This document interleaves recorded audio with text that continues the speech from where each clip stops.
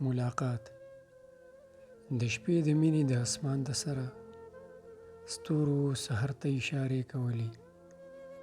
سپوږمۍ د نور د پلوشو په ژبه وخت ته د خپل حسن قصې کولې، ونو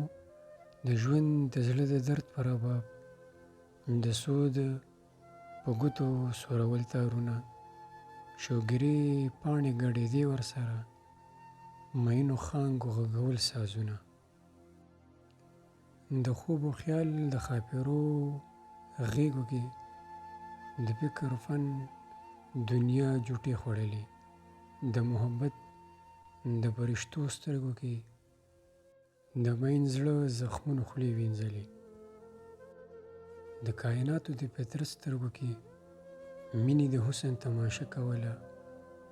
د ژوند جنون د لیونتوب په ارمان د جانان غیږه کې دمه کوله،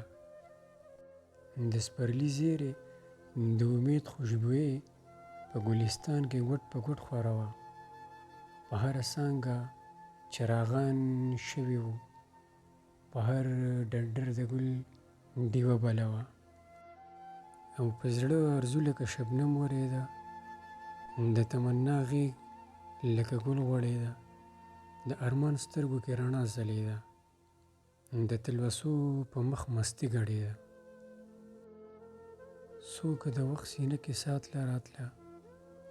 څوک د ژوند د عقل زړه پرېوتو، څوک د کلي د رواج د ویرې په زړونو سوري د الزام رپېده، خو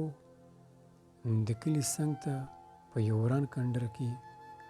د مینې غیږ کې لوبېده دوه زړونه، د محبت د عظمتونو په نوم د شپې سینه کې درزېده دوه زړونه.